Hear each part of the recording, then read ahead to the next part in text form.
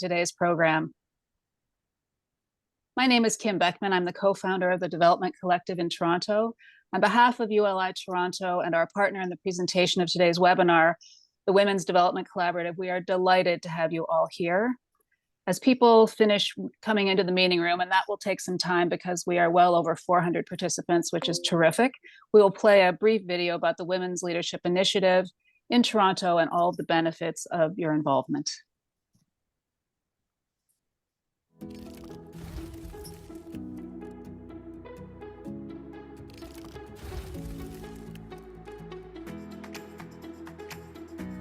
City building has traditionally tended to be very male heavy or male dominated, so really it's about women helping women. Probably every few weeks someone is sent my way somehow looking for career advice, and I always make time. I love making the new connections. There are other women's organizations that do amazing work, but for the ULI network this was a first, and we had women joining ULI, and I think men too, joining because the Women's Leadership Initiative was there. The great thing is that it shines a spotlight on women leaders and on accomplished women in real estate. Hope to see more women, more Black and racialized women who are really part of the sector, and particularly in leadership roles. I think that would be really important. I think with WLI, I think specifically there's an opportunity, even in our conversations when we had the podcast, to think more broadly.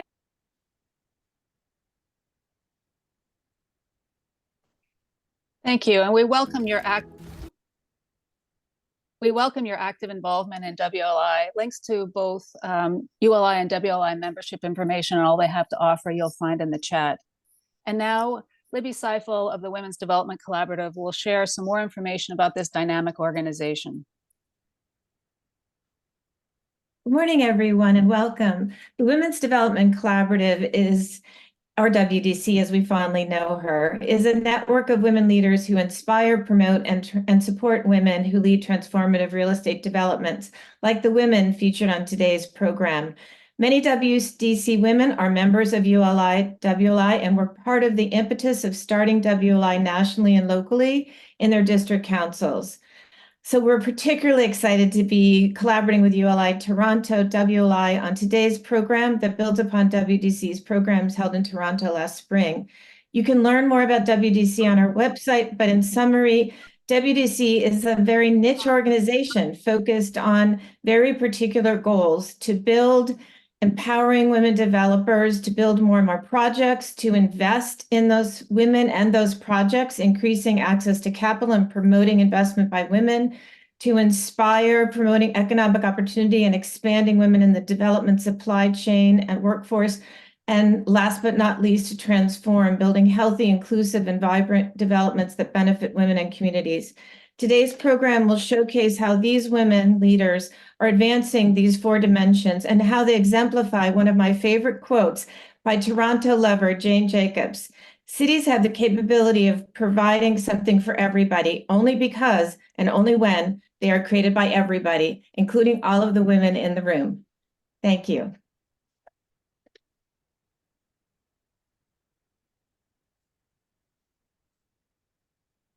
Thank you, Libby.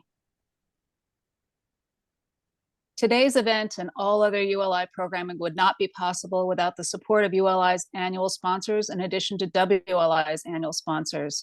I would like to thank all of our sponsors for their support. Now more than ever, ULI Toronto and WLI rely on the support of sponsors to put on high-quality programs that drive our mission to shape the future of the built environment for transformative impact in our communities and worldwide. To all of our sponsors, thank you. We extend a particular thank you to the sponsor of today's webinar, Denton's, for its support. It is now my pleasure to have Kat Sliwa, a partner with the Land Use Planning and Development Law Department at Denton's, introduce our program. Thank you, Kim, and good afternoon, everyone. Thank you for joining us today. Before we move on to the dynamic discussion ahead, we will begin with a land acknowledgement. As a Toronto region-based organization, we acknowledge the land we are meeting on virtually in this traditional territory of many nations, including the Mississaugas of the Credit, the Anishinaabe, the Chippewa, the Haudenosaunee, the Wendat peoples, and is now home to many diverse First Nations, Inuit, and Métis peoples. We also acknowledge that Toronto is covered by Treaty 13 with the Mississaugas of the Credit. We are all treaty people. Many of us have come here as settlers, immigrants, and newcomers in this generation or generations past. ULI Toronto stands in solidarity with Indigenous communities, demanding action and accountability for the ongoing legacy of the residential school system. We'd like to also acknowledge and honor those who came here involuntarily, particularly descendants from those who were brought here through enslavement. To better understand the meaning behind this land acknowledgement, ULI recommend 4 programs that you can find on our ULI Toronto website page. We have also included a link in the chat to some of our Black History resources. These resources provide a wealth of information, so please check them out. Now it is my pleasure to introduce you to our moderator, Zara Ibrahim, co-founder of Monumental Projects, who will introduce our panelists. Zara's full bio will be dropped into the chat. And with that, please join me in welcoming Zara. Thanks so much, Kat, and welcome everyone. Welcome all 198 folks who have joined us this afternoon. I'm Zara Ibrahim, and I'm really excited to welcome our 2 panelists in 5 minutes. And before I do, I'm going to just take us on a quick journey. I know that we have folks calling in from Toronto, the region around Toronto, and then just from all over Canada and the US. So I've been asked to contextualize today's discussion with a bit of a frame that we've sort of been talking about in the context of ULI, in the context of thinking about housing. And for those of you who are not deep in the Toronto context, we Torontonians love to talk about our city. And just to give you the context of a defining characteristic of Toronto that underpins what Sarah and Sherry are going to talk about today, which is Toronto as North America's most diverse city, but Toronto as an arrival city. So we can go to the next slide. You know, there's a quote from Toronto journalist and author Doug Saunders, who wrote about the description of an arrival city in the context of specific neighborhoods around the world as these parts of the city where people settle when they move.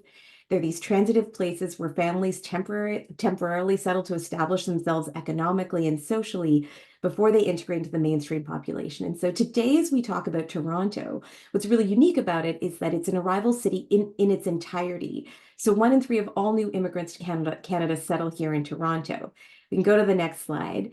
So things you should know if you're not from Canada, that Canadians are typically a humble bunch. So if we move to the next slide, you'll see that, over the last few decades, Toronto has been excellent at being an arrival city, not perfect, but we've been great at welcoming and integrating newcomers. And by global comparison, we're largely there's a strong argument that we're best in class. We're consistently the most livable, top 10 most livable city in global rankings. You can see in this chart that we have the highest percentage of foreign-born residents of basically any major city in the world. We're a majority immigrant, majority racialized city.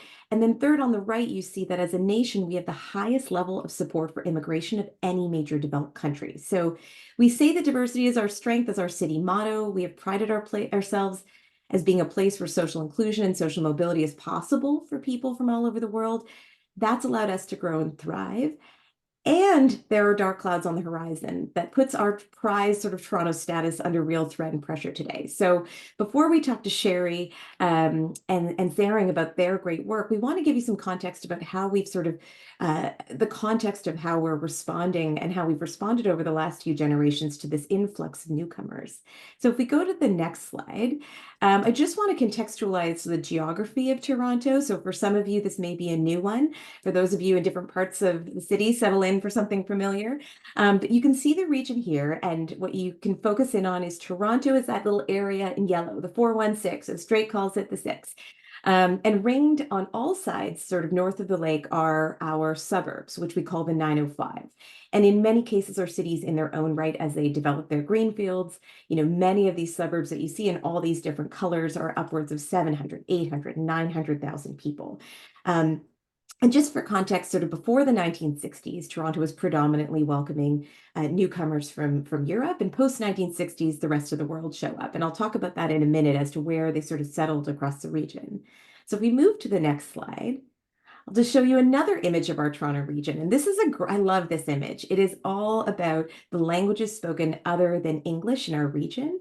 And so one of the things you'll see is that, when you look at who lives where and outside of the core of the city, since the 1990s, a major trend has been that people arrive in the city, they live in older towers closer to the core, and when they can, they move to suburbs in the 905. So if you look at the languages spoken in the 905, you'll see a really eclectic and diverse mix of folks living in those places. And those downtown ethnic enclaves and working class communities have become gentrified as newcomers move out to the 905.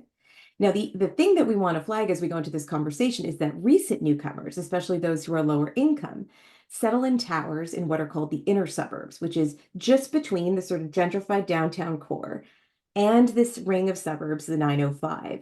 There is a ring of what we'd call the inner suburbs, and that's where a lot of our newcomers stay. So, a big trend in Toronto has been the growth of the 905. And this trend is you start in the city, you get your feet under you, you go to the burbs. But that's changing. And so a lot of folks are sort of getting stuck in this sort of inner suburb tower condition and are not sort of seeing that social mobility we've seen over generations. So, I briefly talked about how we've, been a city that's full of newcomers, historically doing a great job at social inclusion and mobility. But what we've achieved is under threat right now because of two things that we're going to speak about today. One is the housing crisis and the rising cost of homes in Toronto and the region.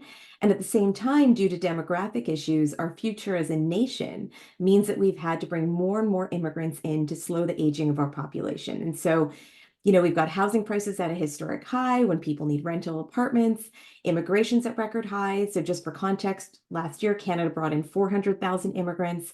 Our goal is 500,000 a year. Last year, we brought in 400,000 immigrants. Broadly, our goal is 500,000 a year nationally for a country of 40 million people. So we have the highest immigration rate of any OECD country right now and the highest population growth rate. And just another sort of grounding piece is that from 1950 to 1975, those rental apartments that newcomers kind of settle in, those were built in 1950 to 1975 when there was huge amounts of investment in rental apartments and specifically federal investments in social housing. And in the 1990s, we just stopped. Its government funding disappeared, and we've just restarted in the last decade, but we are nowhere near the level we need of the kind of housing that we need and the kind of affordable units that we need that people typically use to get a foothold in the market. Because now we sort of transitioned more to condos built around transit nodes and downtown neighborhoods as part of urban renewal in that core that I was speaking about. So we've moved from a city of neighborhoods to a divided city, and that's kind of the trend we're going to talk about today. And so if we go to the next slide, and I'm almost done, we're about to get to our panelists. But I would be remiss not to mention a Toronto scholar, David Holchansky, and who created these maps that sort of articulate, this map specifically articulates in the 1970s, Toronto was a city of neighborhoods, and you see these middle-class neighborhoods in yellow across the city. And sort of like all major cities, we've had this renewed interest in the urban. So the creative and upper middle class folks have wanted more of an urban lifestyle. So if you go to the next slide, you'll see, I believe it's 2015, you'll see how this has changed. So educated professionals have moved into the neighborhoods in the downtown core. So you'll see that in blue. There were once more ethnic enclaves, lower income communities, and newcomers, working class folks, racialized communities have increasingly now shifted to where the areas you see in red, the inner suburbs, and they're predominantly in tower communities in those places. And the piece to note as we go into our conversation today is that these arrival neighborhoods that are supposed to be places of transition, these areas you see in red, are becoming places that people actually can't leave.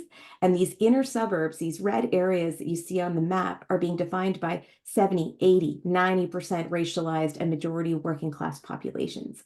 So a divided city like this, it really threatens social integration and the connectedness that made Toronto really great.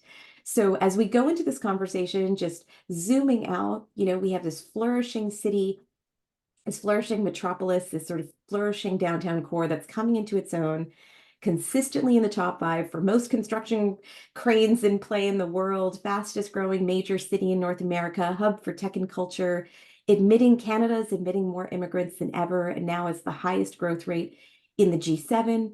But at the same time, it's becoming so expensive, like so many cities across North America and around the world. It's becoming impossible for someone to arrive, settle in a few years, afford a home. And, you know, as someone said really articulately recently, Toronto used to be a city you came to make it. Now you must have made it to come to Toronto.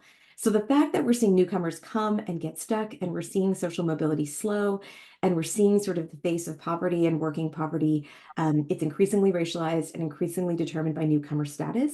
We know that housing is, you know, at the core of the solution. So as we go into this conversation today, just keeping that in mind, that as this great work that Sherry and Zaring are doing, one of the things we hope to talk about today is how they're addressing some of these populations that are really struggling to access the housing they need to access social mobility.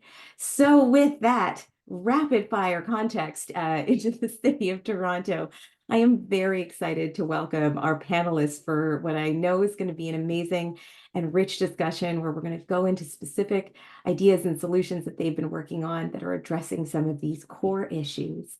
I will do a brief introduction. Their bios will be in the chat. So we have Sherry Larjani, the president of Spotlight Developments, and Zaring Yankee, the executive vice president of real estate finance and development at Dream. Welcome both.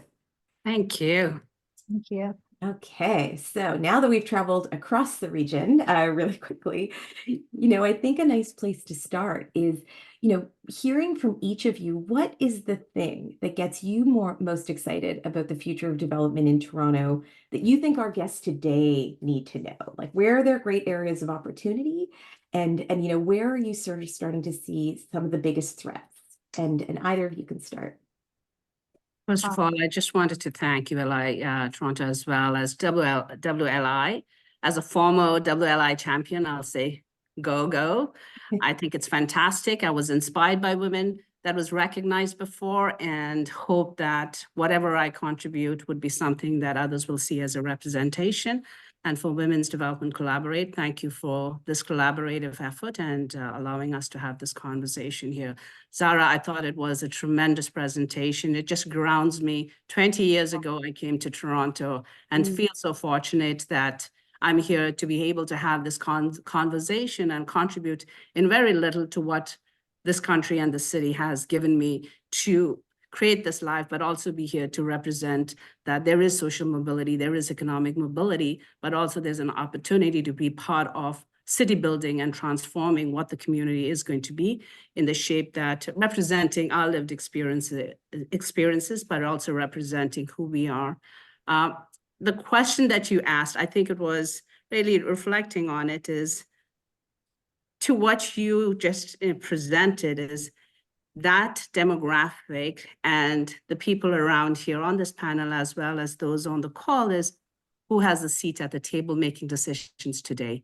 And I think that is exciting for me. It's like, we are here being part of this decision making and reflecting back in 20 years ago to where I'm today. It's like, I see more women in dresses being part of this decision than just gray pantsuits with gray hair, I would say. So I think that is something to celebrate on who has a seat at the table, making decisions, but executing and implementing in the policy and programs. Do we need to go further and more? Of course, there's no question about it, but I just want to say that that's what's exciting, because I think we work with our lived experience and with the intentionality on the decisions that we are making, because we want to make sure that those who came before us, that has given us that opportunity, we are recognizing that responsibility and accountability on the decisions that we are making today, recognizing the crisis, but also the opportunity. The second that makes me really excited is because of the diversity of people who are part of making these decisions on the built environment is the architectural design. You see Indigenous architecture come about and play, which we have an example at Canary Landing in Toronto. 70% of the units and 30% of the units will be affordable housing for 99 years. I think I do have a slide if ULI Toronto could just show that. It's just about embracing about who's making these decisions, and you're able to see the transformative impact on the built environment. So it is an example of, it's the Canary Landing project. I think it was slide 28 or 29, where I think in Globe and Mail, it was recognized as of architectural excellence. And that's a good example of the opportunities, I think that was your next question on the opportunities, it is partnership. That project is an example of all three levels of government working with the private sector as well as with the non-for-profit sector on ensuring that we are addressing affordable housing, the crisis that we have today. It's the page prior to that, the slide prior to that. Exactly. So here you have 770. It's on provincial land for 99-year ground lease. 30% will be affordable, and it ranges from 40% of average market rent to, of course, to market rental rates. And it's a beautiful architectural experience that we can be so proud of. So it doesn't mean that if it has affordable housing that you have to discount or not have architectural excellence to it. Your question on the biggest threat, I think, Zara, you nailed it in your presentation. How do we reconcile the urgency of the crisis that we are facing today about affordability, which is about income and other aspects of people being able to afford, affordable housing, just in terms of the number of built units that we need, and the climate crisis, while we are reconciling with the tough economic environment. And I think this is a moment in time that it really calls for collective action where we cannot be divisive, but collectively what we want this future to be. So we have to think about short-term, long-term. And I've been really pleased and encouraged by the Canadian federal government's budget, which really does embrace that opportunity. It's a little bit long-winded, Zara, but your question had a lot of aspects. So. And just before we go to Sherry, I'll just say, you made me think, Zaring, of one of my favorite articles is by Margaret Wheatley, and it's about new types of leadership from hero to host. And a lot of what you're talking about is, talking about going away from the sort of a single leader or single organization as the hero that did something right, and moving to sort of this idea of a great leadership is hosting and being able to facilitate a collective of partners to do great things together. So it's very like, I like to think of it as feminine leadership, and what you're talking about, even just the way that you're working in that collective really embodies that. Sherry, same triple header question to you. Well, first of all, I echo everything Zaring said about obviously WLI and ULI, obviously. And again, as someone who's been involved with them, I again very much appreciate everything that they're doing. And I also don't want to sort of be repeating everything Zaring is saying, but I also do agree with the fact that the diversity in the development industry is definitely something that I find as something that's exciting. Again, considering that we started by showcasing so many of those women in one of our projects that got a lot of bittersweet sort of publicity. And when I say bittersweet, it's because it was very nice to get that attention, but it was also sort of making sure that we realize that that was an actual problem and that it is something to be looked at. So I still think that there is a lot of room for diversity to sort of continue to happen in our industry.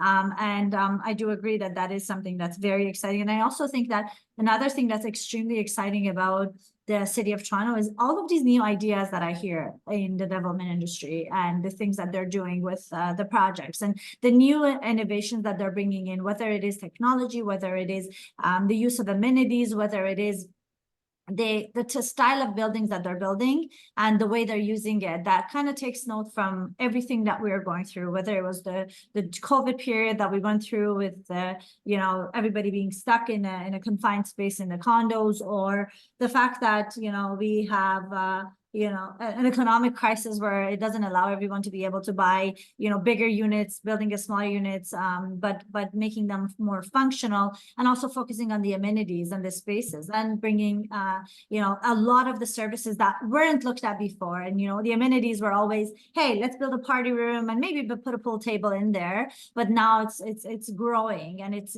shaping up to be something where people can actually use it. And those spaces are being, being very much thought about versus just spaces that you sort of allocate in the projects and condos. And I think I find that very exciting. And I look forward to seeing a lot more of those things coming to our industry so that we can all sort of take lessons from them and implement them in our projects, because I think it is important to pay attention to every space that we're designing, whether it is amenities or the units or whatever else. And what scares me, at least in the city of Toronto, is the fact that we have a problem with our infrastructure and the transportation system. That literally scares me, looking at the projects that some I'm even involved in. And, you know, we build a 60-story condo with no parking. Yes, I agree. That saves me a lot of money. And as a developer, putting up my hat on, I say, hey, kudos to that. Let's not build that, you know, parking spot, and let's just move ahead with, you know, building as many floors as I want without the care, because I'm close to transportation. But I also, on the other hand, see that people are so much reliant on their cars, and they are working and making income using their cars. So it makes me worried about the transportation, the traffic, and infrastructure in this country scares me, because every project that we touch has somehow needs to be dealing with some sort of an updated infrastructure system that we have in the city of Toronto, and having to deal with that constantly on projects. Instead of you focusing on the things that are important, you have to focus on something that is unrelated to the actual work of the developer, but it is more on the hands of the cities to and the provinces and the country to actually focus on and improve on. And I can see that they are doing it at different levels of government, are implementing programs to help with that. But that's what scares me. Hearing people complain about traffic all the time scares me, and you know, I find it one of our biggest threats. Even if we figured out every other threat, which is the economic decline and all the other problems we have to build more housing, that is still going to be there, and it's going to cause us a lot of issues. You know, that's a great point, Sherry, and just, you know, I think it's important actually to note that, like, you know, in both of the work that you do, you're sort of you're putting out a value proposition, a quality of life that someone could access by living in these spaces. But it's all good and fine if, when they're in this container of the building or the space, that their life is good. But then if they're spending 90 minutes commuting each way to work, you know, that's specifically going to impact their mental health and their experience of the housing and the developments that you're providing. I'm interested in, and I should probably just flag, I should have said this right at the start to all of the folks that are coming in, the 240 folks that are listening in. Please put questions in the Q&A. I can't promise I'll get to all of them, but I am keeping an eye just to make sure that we're weaving your curiosities into this discussion.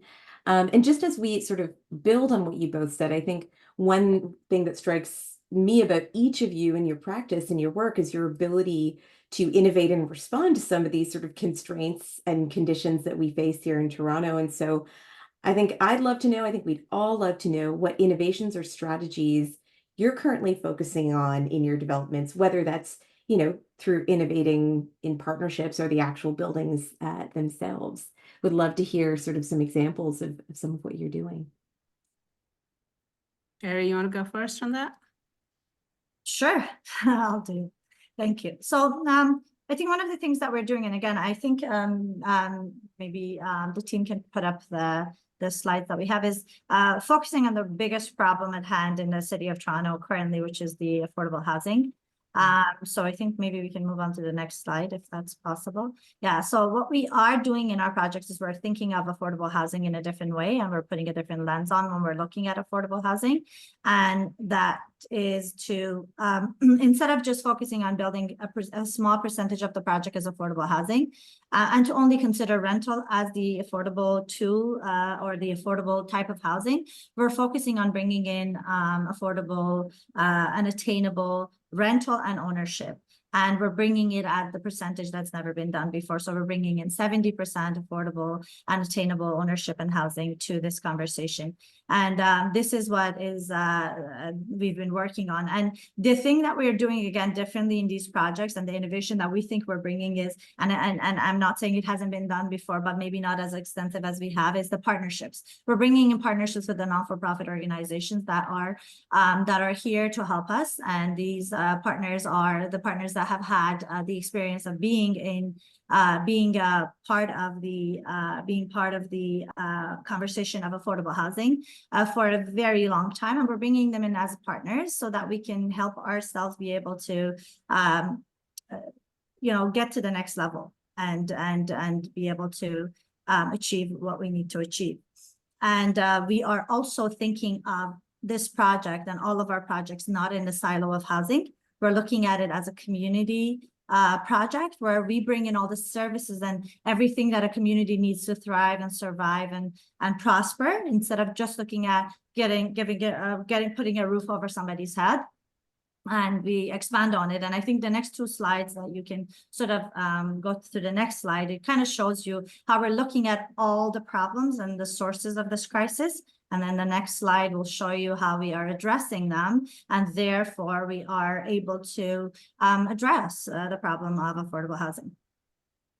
Amazing. I mean, I have so many follow-up questions, so maybe I'll let Sarang jump in and then ask them all at once.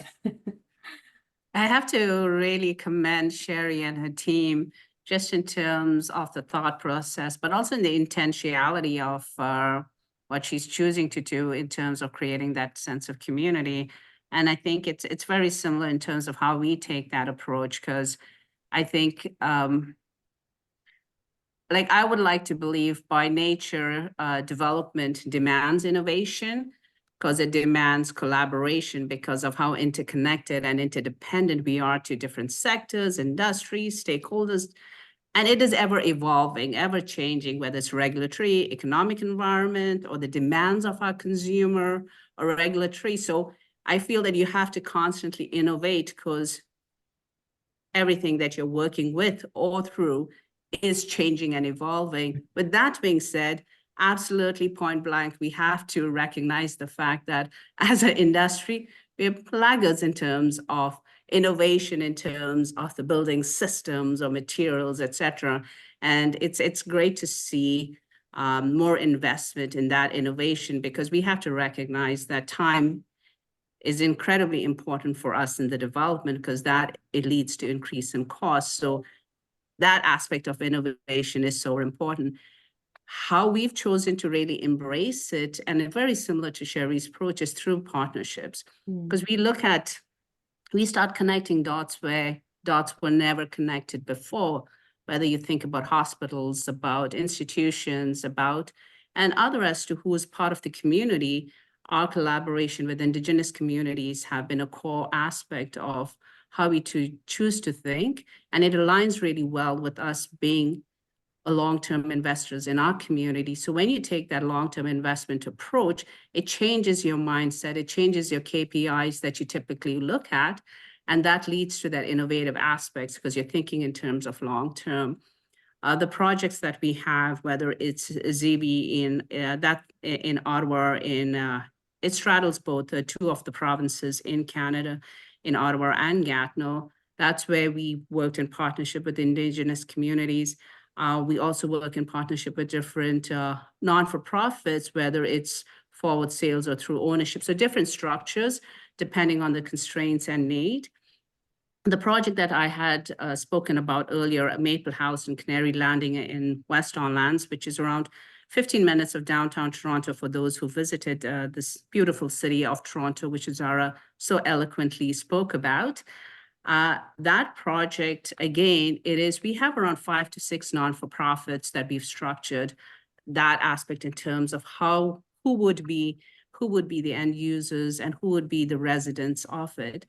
The other projects that, again, in partnership with the non-for-profit in Ottawa that we've structured it's again through a forward sale, but there we went a little bit further where we said that looking at the national housing strategy, and we have to be data driven. And I think that's sometimes the lag of it is we do things based on feel. We have to see the changing demographic, the changing needs of who we are building these homes for in these communities, and how we are then changing the architecture of the floor plan or the designs of the public realm to make sure that it is inclusive. And based on the data that we saw in the National Housing Strategy, we recognized there were different community groups that were marginalized and that really had core housing needs. So we have to recognize that with a sense of great humility that as a private sector, the depth of affordability the non-for-profit partner could deliver with the services and programming. So that's where we formed the partnership. It's called Multi-Faith Housing Initiative. It's a group of community-based organizations that got together to address the housing. So my partner is Suzanne, an incredible executive director at MHI, and they have around 133 units. We'll have around 400 plus units, and their 133 units are going to be dedicated to communities with core housing needs. So it's going to be Indigenous, single women and mothers have core housing needs that often don't get recognized as different needs. Then the third is refugees and new immigrants, seniors, and then veterans. So it is like how then based on who the end users are going to be, we are thinking through as to how the floor plans as well as the public realms are going to be. And then for our units that we would be holding, again, we would have around close to around another 30% that'll be affordable, and it'll be affordable for 55 years. So as we are thinking about this integrated vertical community, the common area space, we want to make sure the daycare is closer to those units, because we want to make sure that a woman goes in with a stroller, it's closer to the elevator and it's closer to the daycare. And in just those aspects of things, I think that is like, again, going back to my earlier comment about who's part of the decisions, who's at the table, who has a seat, and recognizing who the end users are. I think that's where our source of innovation really lies. And then you stack on who are the partners that would help us to be able to deliver it.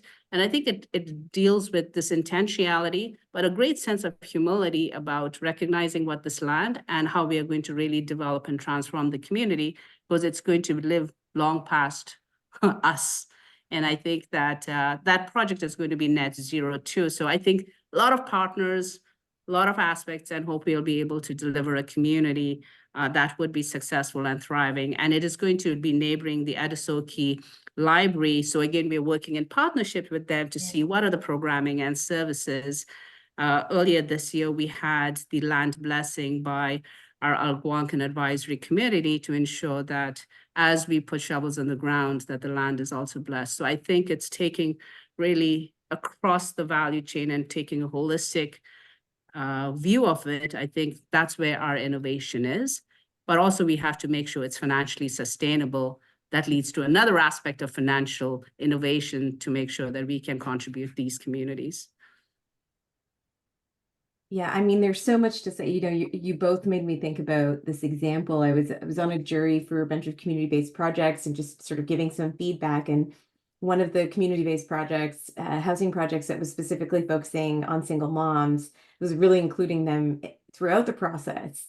You know, one of the things they heard loud and clear was, yeah, the units are important, but the laundry room, that's the important place. Like, if we're gonna have a shared laundry, move it upstairs, make it bright, have a space for our kids to play. And as all these moms are sort of feeding into the process, the woman who was presenting was saying that was the most important thing to them, was to have a space where they could bring their kids that was beautiful, that was above ground, not in the basement, that really, like, you know, was dignified as they were doing something they do twice a day with their kids. And I know that each of you have examples of that within your projects. So I might ask to just, you know, I know Sherry, you do, and Sarah, you do as well, like just a few specific examples of how you sort of adapted your projects to really respond to the needs of specific communities. And then I will say to the many people who have patiently waited in the Q&A, there's a ton of questions. So while you answer that, I'm going to start weaving together some of these questions, because there's some awesome prompts for both of you in the chat. So just a few examples of specific changes you've made to your project to respond to the needs of equity deserving communities. Sure. So I'm going to go through a few of them. And I'm going to start with one of the things that we're doing for the youth. So transitional housing for the youth, whereas we're putting them in clusters. And these clusters are designed so that they can have a common area and common space, but still enjoy their privacy. And they're sort of privately sort of owned units, but still be in the community, so that feel of being and still belonging to a family, even though it's been taken away from them, can still come back to them. And it's interesting because the same thing, then the same concept we're applying to the elderly support care that we're providing for our elderly. Again, the elderly, with everything that was happening during COVID and all the conversations that were going on about the spread of COVID and the problems and the lack of getting that personal connection to the families, even though many of them were passing away. It kind of got us thinking about how we can make that so much more private, but available for the people who might not be as financially stable as many others, and that care can be brought into a smaller, more privatized unit for them. So we call them the clusters for elderly and the transitional youth. One of the things that's interesting for us, and one of the things that we are actually doing in our projects, is housing the LGBTQ plus community, again, as a transitional housing as well. And, one of the things that they cared about, and it's interesting because when we held a lot of sessions with them, they cared about security. They cared about making sure that they are kept away from the predator that's out there that wants to potentially harm them. And it's interesting because that striking question came from one of the people that were sitting in a room and asked, how do you keep me safe? And I was looking at this, 16-year-old, person and saying, I don't have the answer for you, but that's something that we are working on. We are implementing. We are putting in more rigorous security measures so that they can. So there's that kind of monitoring system where the technology would come into play here as well. And, we also have, because the project is so broad and there's so many different groups and families that we're hosting and having live in our projects, we have a lot of families with mental health support that need mental health support. And the children need to be diagnosed early on before they are going undiagnosed for many years and therefore losing a lot of opportunities. So we are providing healthcare opportunities. One of the things that we keep on hearing, and I encourage everybody here, I think I've said that on my LinkedIn before, but I encourage everybody here sitting and listening to this panel to go and watch a movie called Scarborough. It is extremely touching, but it's also touching on some very small matters that maybe go unnoticed by many of us who live in the city, thinking that does not happen to my neighbor and that does not happen in my city, but it does. And I think it's important for us to go and take a look, just for an hour and a half of entertainment, but also so that it will be a learning experience. There's a lot of autistic children that go undiagnosed at an early age, and therefore by the time they catch up to getting the treatments that they need, it's too late. And that opportunity is missed. And the reason for that is they are mostly people that move from one location to another and they don't have a referring physician, so they can be referred to anyone, which is a problem with our healthcare system, which we are trying to solve it in our projects by bringing in a healthcare to them, so that they can actually use the services that's offered there as something that they can definitely use and use as a referring service. One of the other things is we are thinking about the new immigrants, and I'm going to cut it shorter. We have many other things that we're considering, but one of the other things that we are considering is that, yes, I can get you into a unit, I can put a roof over your head, but one of the things that we are super proud of is the fact that as a mom of two, every day when I have to work late, I am always thinking about my children. I'm constantly thinking, okay, who's going to take care of them? And if I didn't have a mom or a family that would be supporting them, and if I was, a new immigrant here, or I was new here, or I was a single parent, I would not know how to solve that problem if I was a shift worker. If I was in a factory, working in a factory, a nurse, PSW, a fireman, a police officer, whatever the case may be. So we introduced the idea of a 24-hour childcare where we service all the families with the children under the age of 16. Not only this gives the children the much needed care and attention they need, but it also saves them from being exposed to crime, which stats show that is one of the problems in some of the most prone to crime areas in our city. And we are super proud of that and happy that we are offering that. And we're also offering educational and employment services. And altogether, we're hoping that we can help families thrive. Oh my gosh, so many responses, Sherry. That's incredible. Saring, I want to pass it to you. Again, kudos to Sherry. I think it is quite comprehensive. I think it's being thoughtful and intentional about the built environment is one thing, but the programming and services that follows to create the sense of belonging, I think that's the long-term thinking there. And I think very similar, but I was thinking that maybe I speak to other aspects of it, that to your question about as we gotten feedback, what are the changes that we need? And I think Sherry did nail it. It's about a sense of security, because we had it when we had, it was part of the initial design, especially on the public realm. It was, you know, the landscape, etc. And well, one of the women planners in the group, because we have an integrated collaborative, because we do all the thinking up front, just to make sure that whoever's going to be at the tail end, whether it's our leasing managers or others, they are contributing to how do we design and we think through about our development program. So that's really our integrated internal process. And she flagged and she said, well, if I'm living there, she said, I'll be afraid to come working home late at night because the bushes are really tall. And it's very simple, very simple. But just in terms of, if not that everyone at the table didn't think about it or were intentional or anything, but it's just something that it didn't hit anyone that it would be a safety aspect. She said, if I take the subway, I'll be walking down. She's like, I would prefer if the bushes and the shrubs were a little bit shorter. And just in terms of that aspect, I thought that was, and that made us really rethink about so many other aspects. The second example that I gave was on the daycare, where the daycare was going to be situated. They prefer that it was closer to the above grade garden that we had. So we said the daycare, the children could just ease into just moving into the garden and would be closer to the elevator. So certain aspects of it that were thought through that we had to redesign. Another project that we had, that was around 2015 when we started working on it. And I saw one of the questions was on climate change and sustainability. 35 acres of community that we built in Ottawa-Gatineau, and we knew that we wanted it to be a zero community. So at that time, there was not much conversation as we have today about the importance of it. Not much of code red alerts reports were issued. But we knew that was something that was important. So we created our own district energy system, leveraging the Ottawa River to create the cold water, just in terms of mobilizing or energizing the system. And we use excess heat from a neighboring factory. So created our own district energy system. It's a fourth generation, but we wanted to make sure that, okay, now we've done that. What does that mean? It's great that 4 million square feet would be net zero as soon as we energize the system. It has already been energized.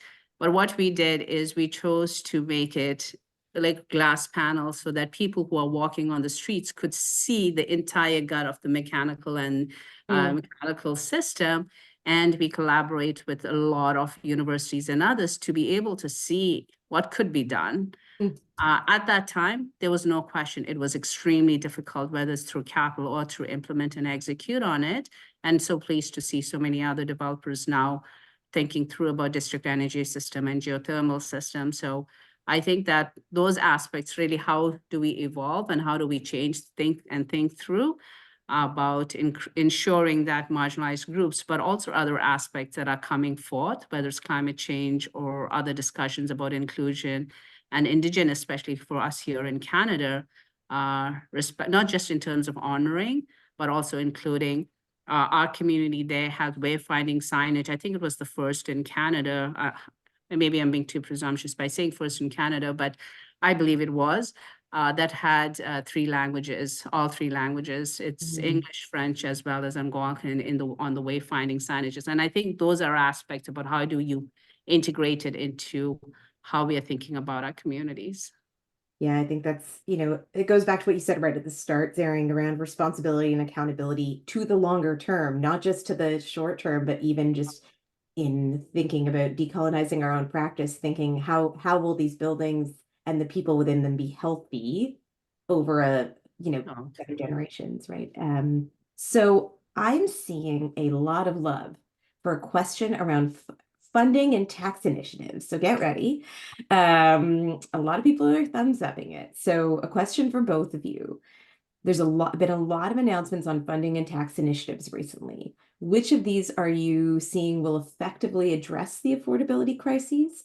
And which ones are you skeptical about? Which of these announcements are you, still scratching your head a little bit about? So I have to say, I read the budget a few times. It's like 400 plus pages, but I'm a bit of a self-professed geek and nerd. So okay to say that. But I have to say, like, as I mentioned earlier, I was quite pleased and encouraged by the federal budget. It was ambitious, it was comprehensive. Right now, it's implementation and execution term.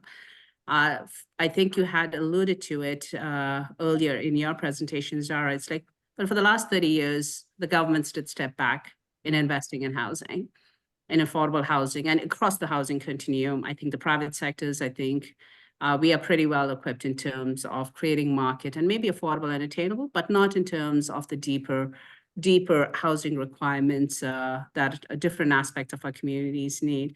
So I think quite pleased just to see in terms of the funding allocations. I think the increase to the Affordable Housing Funding Program, most welcome, because I think our non-for-profit partners and housing providers need that. They experience the same economic challenges that we do. So period, I think that's important to recognize. So I think that was pleased. The increase in the CMHC apartment construction loan program by an additional 15 billion, again, absolutely welcome and pleased to see it.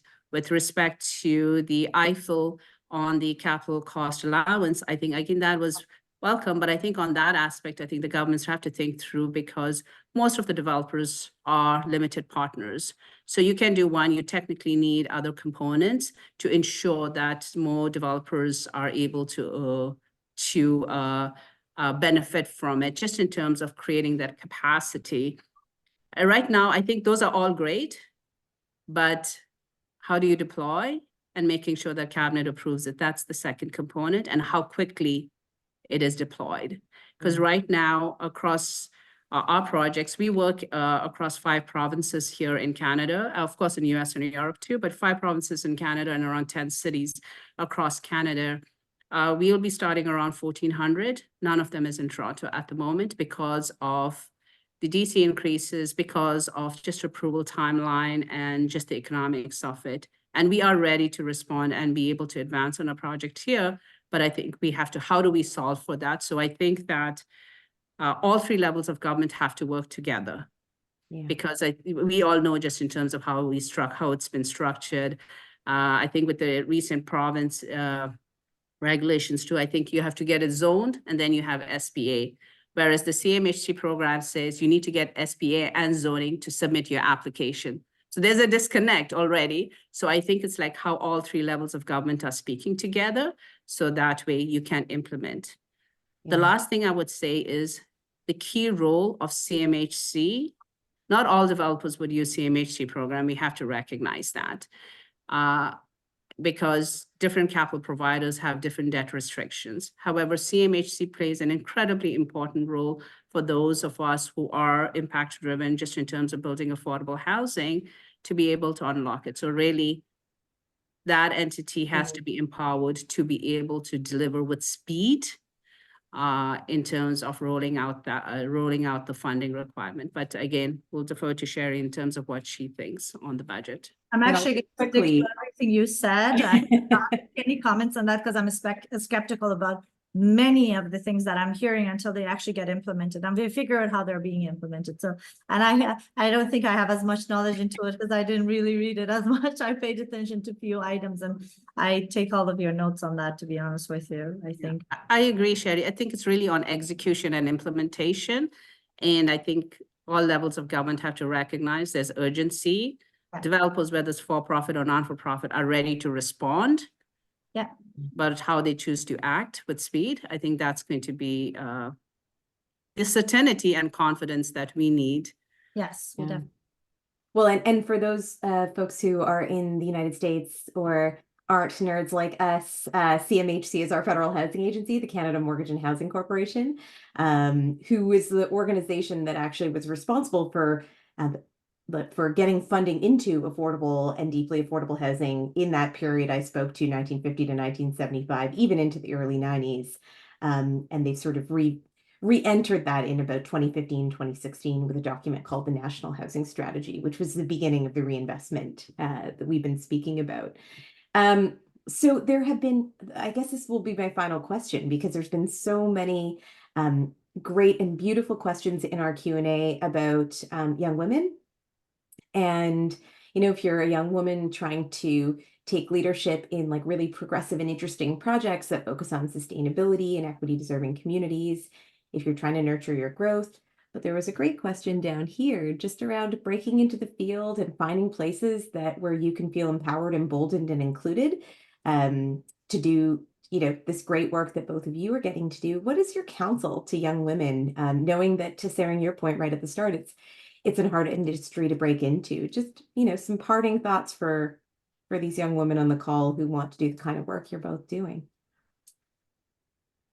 I guess I'm going to go first. I'm going to say things that it's not very generalized for women. It applies to everybody. And I had to deal with it personally on so many different levels throughout the work I have done, is that you are going to hear a lot of no's. Definitely. And you are not going to be getting the seat at the table handed over to you. You have to earn the seat at the table. And even when you do, it is still going to take time until they actually do listen to you and take your thoughts into consideration.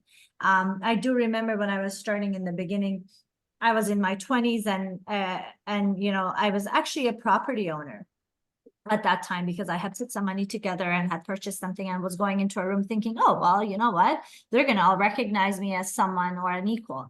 And every single time that I was introduced to a new room, I say this with all due respect to all the ladies in the industry that are in the real estate, but I was always asked, what do you have for sale? Oh, so Sherry, what do you have for sale? And it was always this conversation that I wasn't expected to be one of them sitting around the table making decisions on what to do with a property or what to make out of it and what to build on it. So it was always something that I had to earn. And I think the only way I earned it was with education. And not by going to university, by educating myself on what to talk about at the table and what to say that made sense and that they could relate to. And I heard a lot of no's along the way. I've heard a lot of, you can't do this. And I still hear it, believe me, that, oh, that's impossible. You're not going to be able to do that, or that's not going to happen. And a lot of no's from the financial industry, I should tell you. As a woman, you're going to have a lot of struggles convincing the financial industry to stick along and to work with you and to invest in you. So take all of those no's as power and tool, as if it's just igniting your engines, and then just keep going and run with it. Because if you don't, you are just you're not going to survive in this industry. It is sometimes brutal being in an industry that doesn't have so much of you being represented in it. Yeah. And Sarah, a quick final word to you before we pass it to Christine. Quick final, I would say definitely what Sherry said, you have to earn it. There's no shortcut. It is hard work. And create and form your allies, because you would be empowered by the allies that you would have that will open doors and put your names at tables where you may not have a seat, but they have a seat. And I think that has worked for me. And real estate, for anyone, men, women, doesn't matter, whatever your gender or your orientation is, this is a long-term plan. And if you know this is your purpose, you have to think long-term, because trust and credibility is, you have to earn it, but also it can disappear very quickly. So you got to make sure that all those aspects about what you bring to the table, that's your value proposition. And for those of you come with different ethnic backgrounds, that's your superpower, because when you bring that lens of your culture and of your perspectives, I would really bring that to the table, because you contribute greater, because that's what the other end may not have.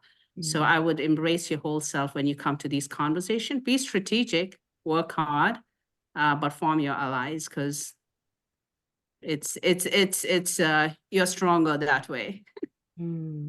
Working in the collective is a really nice point to end our conversation on. I think we end as we began, and just a huge thanks to both of you. And I know there's more thanks to come as I pass it to the co-chair of WLI Toronto, Christine. I'll let you close us off.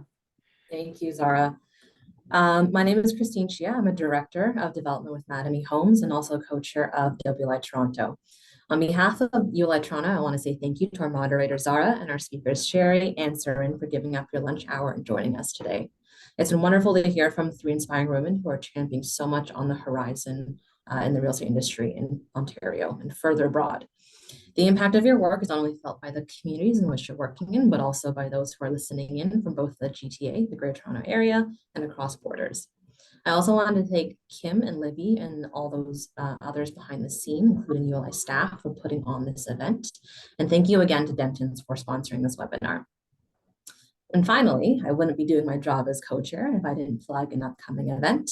WLI will be hosting an in-person program on May 9th as part of its Reset series. The session will focus on inclusive culture in city building with a focus on newcomers and accessible spaces. Building on the theme of inclusivity, which I think we've heard a lot about today, we are trying to make this event more accessible. So we're encouraging those who are listening, who are able to consider purchasing a ticket for a newcomer to Toronto, or those who are differently abled. If you're with a firm who is an annual sponsor, please consider donating any unclaimed tickets you may have. With your help, we can make room for all of those at the table. Details of the session are available in the chat or on the ULI Toronto website. We really hope to see you there. Thank you everybody for tuning in, and we hope you enjoy the rest of your day.